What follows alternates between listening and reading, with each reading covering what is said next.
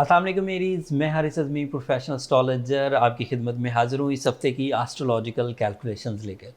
Rules of astrology के मुताबिक जो टाइम बिहेवियर है वो हर ही तरह के एरीज पर्सनालिटीज़ को, मेल फीमेल स्टूडेंट्स, बिजनेसमैन, खिलाड़ी, हाउस वाइफ्स, इन सब को वो फेवर करता है मुख्तलिफ अंदाज से।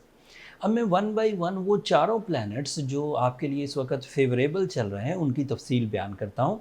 एंड देन आपकी जो भी फील्ड्स है, फील्ड ऑफ लाइफ, आपका परफॉर्मेंस एरिया है, अगर आप स्टूडेंट हैं वो आपका परफॉर्मेंस एरिया है, अगर आप इस वक्त फैमिली के रिस्पॉन्सिबल हैं तो मटेरियल एडवांटेजेस आपके लिए किस कदर और किस तरह से मिल सकते हैं वो मैं सब अभी इसी वीडियो में बयान करूंगा। और फिर अपने अपने तौर पर जिसको जिस तर्ज का फ़ायदा मिल रहा है उसमें अपनी जौहर दिखाने चाहिए, उसमें अपनी सलाहियतों का लोहा आपको आजमाना चाहिए।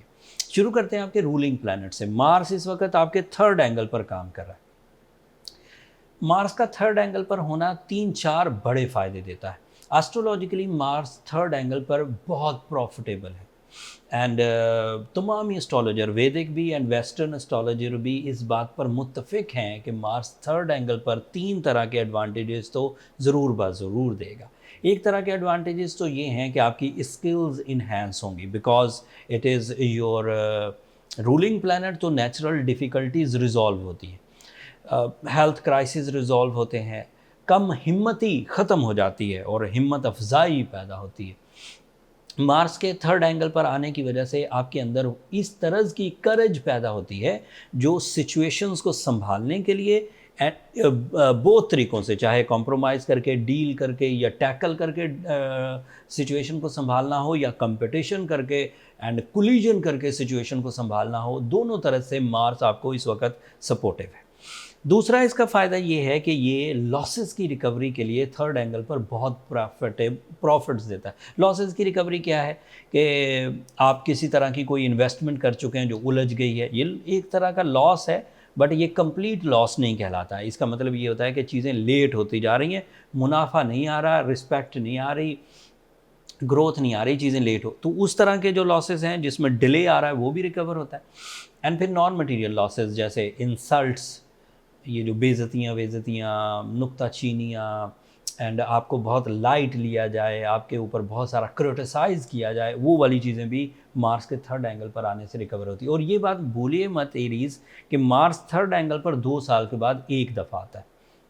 तो इस साल आप जितनी करेज बनाएंगे इन दिनों, इस साल जितनी आप कंपटीशंस करके अपने एक्सपीरियंसेस में इजाफा करेंगे इन दिनों, ये सब आपकी एक प्रॉपर्टी बनती जाएगी, प्रॉपर्टी ऑफ योर एक्सपीरियंसेस, जिसके बिहार पर अगले 2 साल आपको गुजारना होंगे। तो इस वक्त आपका इस तरह के लॉसेस की रिकवरी, स्किल इन्हांसमेंट, अच्छे फोरम्स पर परफॉर्म करना आपके अपने लिए भी और आपकी डिपेंडेंट्स के लिए भी, दोनों तरह से अच्छा है। अब इसमें कोई कदगन नहीं है कि ये जो मार्स के इवज़ आप एडवांटेजेस लेंगे ये सिर्फ कंपटीशन टाइप का होगा, ये सिर्फ अपोजिशन टाइप का होगा। It is based on your skills. If you are a warrior तो ये वॉरियर स्किल्स के लिए अच्छा है, if you are a teacher ये टीचर स्किल्स के लिए अच्छा है, if you are a creative Aries तो ये क्रिएटिविटी के लिए अच्छा है, इफ़ यू आर स्टूडेंट्स हो ये स्टूडेंट एक्टिविटीज़ के लिए अच्छा है। तो रूलिंग प्लैनेट जो देता है वो ओवरऑल देता है इन एवरी सेक्टर। जो कोई इंडिविजुअल प्लैनेट है, जैसे अभी मैं मरकरी का जिक्र करूंगा, that is only your mind. अभी मैं वीनस का जिक्र करूंगा, that is only your love life. मैं अभी सन का जिक्र करूंगा, that is your decision power. But when the ruling planet is there, ruling planet is positive, so वो पर्सनैलिटी को, वो मनी मेकिंग को, वो फैमिली लाइफ को, वो मल्टीटास्किंग को, वो रिकवरी ऑफ लॉसेस को, वो एजुकेशन को, वो रिस्पेक्ट को, फेस वैल्यू को, फिजिकल स्टेमिना को, ये जो ओवरऑल फील्ड्स ऑफ लाइफ है इन सब को सपोर्ट करता है। And Mars is in your favour. दूसरी चीज़, सन 23 अगस्त से आपके 6th एंगल पर, that is an other positivity. इसके 3 अलग फ़ायदे। अब वो जो एरीज इस तरह के फ़ायदे लेना चाहते हैं उनके लिए ये खुशखबरी। अब सुनिए ये 3 फ़ायदे कौन से। Sun is in third house, Sun is in sixth house, is always creating the leadership quality, and उस लीडरशिप का ताल्लुक क्या होगा, डिसीजन पावर से। अगर आप गवर्नमेंट एम्प्लॉय हैं, अगर आप पब्लिक एक्टिविटीज़ करने वाले हैं, अगर आप पॉलिटिशियन हैं, अगर आप ऐसी इंटरेक्शन है आपकी जिसमें एक ग्रुप ऑफ पीपल को आपको लीड करना होगा, तो सूरज इस वक्त ग्रुप ऑफ पीपल को लीड करने का जो स्टैमिना, जो सेंस, जो टैलेंट चाहिए होता है, वो आपको अगले 30 डेज तक देता रहेगा। अब इस तरह के जो एरीज हैं, जैसे टीचर्स, जैसे डॉक्टर्स, जैसे साइंटिस्ट, जैसे पॉलिटिशियंस, जैसे परफॉर्मर्स जो पब्लिक एक्टिविटीज़ करते हैं, वो सब अब अच्छी फॉर्म में जाएंगे। दूसरा फ़ायदा इसका, sun is representative of your fifth angle, तो इसकी वजह से आपकी एजुकेशनल एक्टिविटीज़ इन्हेंस होंगी। It is a certain advantage जो सूरज के अच्छे होने से ही पैदा होता है। तो आपका जो ओबीडियंस लेवल है अपने सीनियर्स के लिए और फिर आपके जूनियर्स का आपके लिए, ये भी बढ़ेगा। आपकी कम्युनिकेशन स्किल बहुत अच्छी हो जाएगी कॉन्फिडेंस की वजह से, एतमाद की वजह से, जिससे आप अपने नज़रियात अच्छे अंदाज से दूसरों के सामने रख सकेंगे और उससे बेनिफिट ले सकेंगे। ऑल टाइप ऑफ बेनिफिट्स, जैसे कोई एम्प्लॉय एरीज होगा तो अपने सीनियर्स के साथ अच्छी कम्युनिकेशन की वजह से ताल्लुकात अच्छे बना सकेगा, ज़्यादा अच्छी अपनी जॉब परफॉर्मेंसेस कर सकेगा। अगर कोई बिजनेसमैन एरीज है, बिजनेस लेडी है एरीज, तो उससे उसका जो डील मेकिंग सेक्टर है वो बढ़ जाएगा, लोगों को ज़्यादा कायल कर सकेंगे, अपने बेनिफिट्स उनसे निकाल सकेंगे और अपनी परफॉर्मेंसेस से बेनिफिट उनको दे सकेंगे।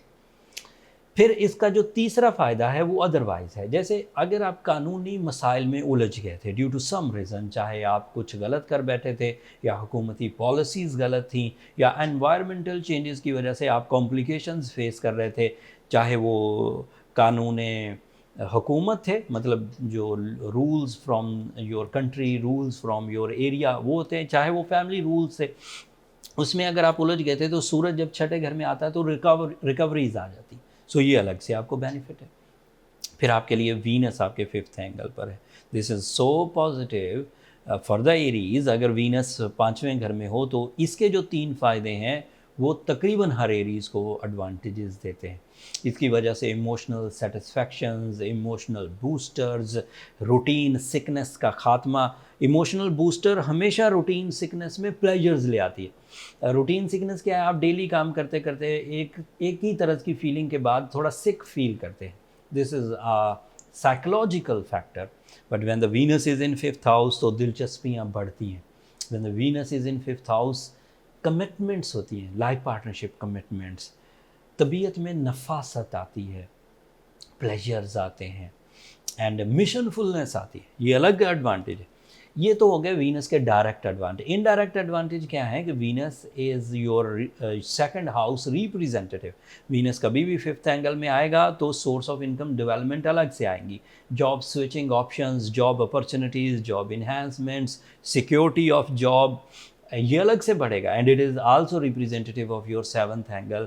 वीनस जब भी कभी अच्छा होगा तो फैमिली लाइफ में इत्तेफाक पैदा होगा, बरकत पैदा होगी, यगानगत, जहनी हम आहंगी, शकूक का खात्मा एंड लव जो अटैचमेंट्स हैं वो इन्हेंस हो जाएंगे। Specially for your love ones, जिनसे आप बहुत मोहब्बत करते हैं, वो रोमांस वाली मोहब्बत।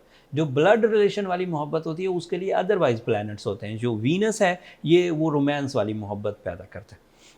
And the last is Mercury, that is in your seventh angle. It is so good for the Aries students. अगर वो किसी तरह की प्रिपरेशंस कर रहे हैं, लर्निंग कर रहे हैं, टीचिंग कर रहे हैं, लर्न करना चाहते हैं, मुकाबले के इम्तिहानात, international education, higher education, change of field in the education, these are all. और मल्टीटास्किंग, अगर एक से ज़्यादा सब्जेक्ट्स पर काम करना चाह रहे हैं, एक से ज़्यादा फील्ड्स में लर्निंग करना चाहते हैं, रूटीन लर्निंग जो एजुकेशनल है वो करना चाहते हैं, या जो रूटीन से हट कर लर्निंग होती है, जैसे लोगों के बिहेवियर्स रीड करना, रिसर्चेस करना, इन्वेंशंस करना, या फिर उस तरह की जो एक्टिविटीज़ है जिसमें कुछ यूनिक, कुछ नया ट्रेंड सेट करना चाहते हैं, तो this is the time when the mercury is in very good position, जिसकी वजह से आप अपनी कामयाबियों को हासिल कर सकते हैं। But there is two difficulties. एक तो सैटर्न रेट्रोग्रेड है, एक जुपिटर रेट्रोग्रेड है। तो इस वक्त जो एडवांटेजेस आपको मिलेंगे वो परफॉर्मेंसेस के इवज़ मिलेंगे,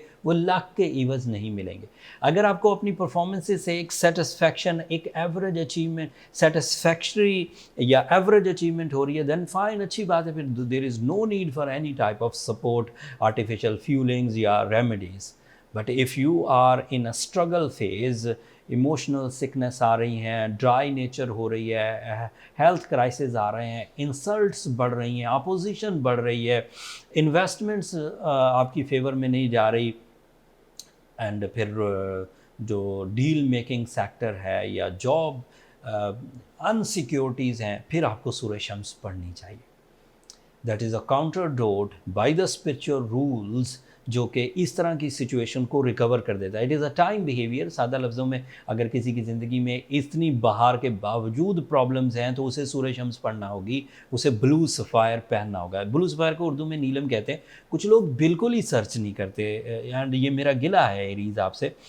भाई, ये भी बात कोई फ़ोन पर पूछने की है कि ब्लू सफ़ायर को उर्दू में क्या कहते हैं? सवाल अच्छा है, मुझे मना नहीं है, हो सकता है किसी आदमी के ज़हन में ना हो कि ब्लू सफ़ायर को उर्दू में क्या कहते हैं, बट थोड़ा-सा तो आप कोशिश किया करें। मतलब एक प्रोफ़ेशनल से आप प्रोफ़ेशनल लेवल का क्वेश्चन करें कि भई ये बहुत डिफ़िकल्टी है, मेरी समझ में नहीं आ रहा और कोई मुझे समझा भी नहीं पा रहा। तो अगर आप समझा सकें एज़ एस्ट्रोलॉजर, एक छोटा-सा इल्म। लेकिन अभी ये तो जनरल सी बात है कि ब्लू सफ़ायर को उर्दू में क्या कहते हैं? भई सर, थोड़ा तो सर्च करो। टेक्नोलॉजी का ज़माना है। जो जनरल क्वेश्चंस कि मेरा स्टार क्या बनता है, 22 तारीख से पैदा हुआ हूँ, 22 जनवरी से, ये जनरल्स चीज़ें हैं।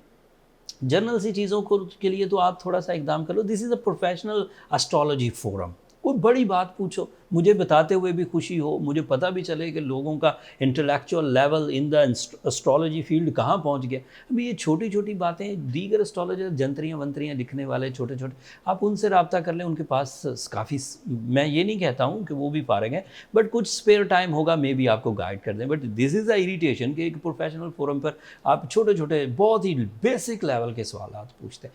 खैर, ये मेरा गिला था, मैंने मोहब्बत के अंदाज में आपसे इज़हार कर दिया कि कुछ प्रोफ़ेशनल किस्म के क्वेश्चंस किया करें, जो कि दीगर, जब मैं उसका आंसर करूं वहाँ कमेंट्स में, तो दीगर लोगों को भी उसका फ़ायदा पहुंचे कि जब वो पढ़ें तो उन्हें भी अंदाज़ा हो कि एस्ट्रोलॉजी कितनी मुफीद है, या एस्ट्रोलॉजी लॉजिक से इंसानी ज़िंदगी पर किस तरह के असर अंदाज करते हैं। उधर जर्नल से क्वेश्चन करके वो आप अपना भी टाइम वेस्ट कर रहे हैं, कुछ हमारा भी वेस्ट कर रहे हैं। होपफुली आप अंडरस्टैंड करेंगे।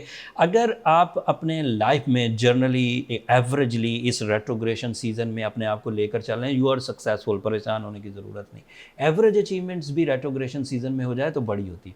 बट अगर आप बिलो एवरेज चले गए और डिफ़िकल्टीज़ बढ़ रही हैं, लाइफ से स्टक हो रही है और ये टाइम वेस्ट हो रहा है, तो देन आपको सूरह शम्स पढ़नी चाहिए एंड ब्लू सफ़ायर पहनना चाहिए। उसके बावजूद चीज़ें सेटल ना हो तो फिर आपको प्रोफेशनल नीड्स पड़ेंगी, डिस्कशंस की, कैलकुलेशंस की। उसके लिए ये नंबर नीचे चलते रहते हैं, आप उन पर रब्ता करके अपने लिए बर्थ चार्ट कैलकुलेशंस का टाइम ले सकते हैं। बट वो फ्री फोरम नहीं है एरीज़। होपफुली आप अंडरस्टैंड करेंगे। अगले हफ्ते मज़ीद एस्ट्रोलॉजिकल चेंजेस आएंगी, उनकी तफसील लेकर आपकी खिदमत में दोबारा हाज़िर होंगे। तब तक के लिए मुझे इजाज़त दीजिए। अल्लाह ने के बाद।